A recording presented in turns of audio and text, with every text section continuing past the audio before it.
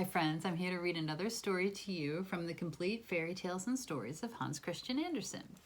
Today's story is called Sunshine Stories. I'll tell you a story, said the wind. Kindly remember, said the rain, that it's my turn to talk. You've been howling around the corner at the top of your voice quite long enough. It's that the thanks I get for all the favors I've done you, the wind blustered. Many an umbrella I've turned inside out, or even blown to tatters when people tried to avoid you. Be silent, it is I who shall speak, said the sunshine, who spoke with such brilliance and warmth that the weary wind fell flat on his back and the rain shook him to try and rouse him, crying, "We won't stand for it. This Madam Sunshine is forever interrupting us. Don't let's listen to her.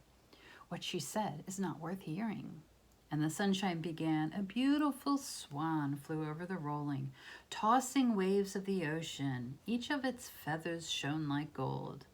One feather drifted down above the great merchant ship that sailed the sea with all its canvas spread. The feather came to rest upon the curly hair of a young overseer who looked after the goods aboard the ship. Supercargo, they called him. The bird of fortune's feather touched his forehead, became a quill pen in his hand, and brought him such luck that he soon became a merchant, a man of wealth, a man so rich that he could wear spurs of gold and change a golden dish into a nobleman's shield. I know, I have shone on it, said the sunshine. Then the swan flew far away over the green meadow where the little shepherd boy, not more than 7-year-old, lay in the shade of a tree, the only tree in the meadow. And as the swan flew past, she brushed one leaf from the tree, and this leaf fell into the boy's hand, where it turned into 3 leaves, then 10 leaves. Yes, it turned into all the leaves of a book.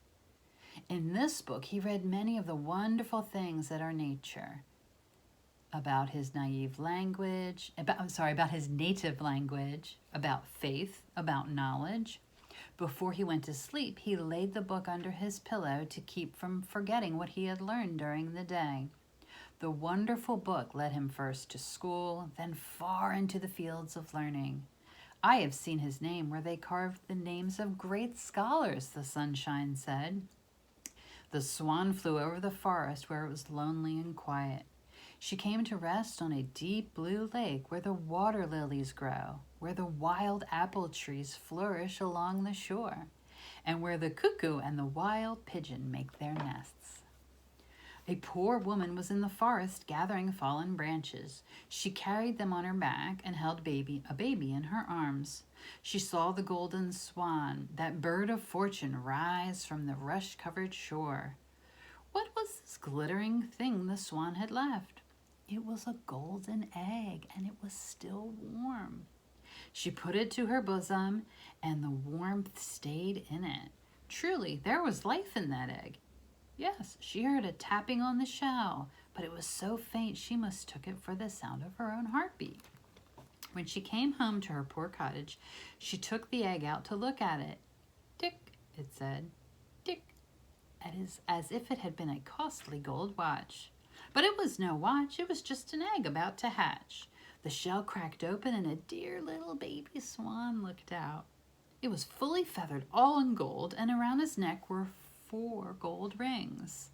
As the poor woman had 4 boys, 3 at home, and the baby she carried in her arms, she knew that one of the rings was meant for each of her sons. As soon as she realized this, the golden bird flew away. She kissed all of the rings, and she made each son kiss one of them. She touched it against his heart and wear it on his finger. I saw this, said the sunshine, and I saw what came of it. As one of the boys played in the bed of the stream, he picked up a handful of clay. He turned it and twisted it and slapped it in his fingers until he made the statue of Jason. Like Jason, the young sculptor had found the golden fleece he sought. The second boy ran across the meadow where there were flowers of every hue, and he gathered a handful and squeezed them so tightly that the colored juices wet his ring and splashed in his eye. They stuck to his fingers and colored his thoughts. The days went by and the years went past until people in the big city came to speak of him as the great painter. The third boy clenched his ring in his teeth so tightly it echoed the song that lay deep in his heart. The things he thought and the things he felt were turned into music. They rose like the singing swans, and like swans they plunged down as deep into the depths of the sea, the deep sea of thoughts. He became a great musician, a great composer, of whom every land has the right to say, he belongs to me. The fourth boy, a baby, was an outcast. They said he had the pip, and it was like a sick little chicken, and he should be dosed with butter and pepper. They gave him pepper enough with his butter, but I gave him the warmth and the kiss of the sun, said the sunshine. He got 10 kisses for one that the other child received. He was a poet who met with a blow and a kiss after his lifelong.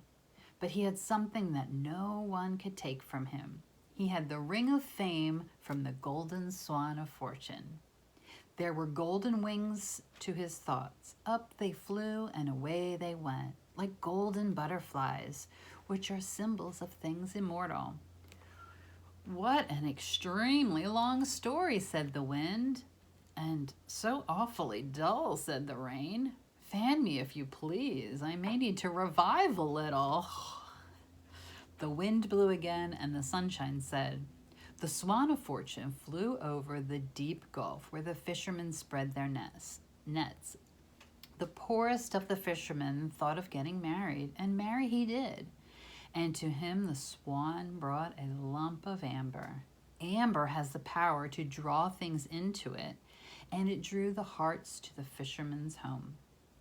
Amber makes the most wonderful incense, and there came a fragrant air as from church, like a balmy breeze from God's nature.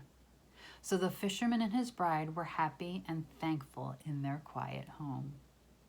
They were content with what little they had, and their life became a complete sunshine story.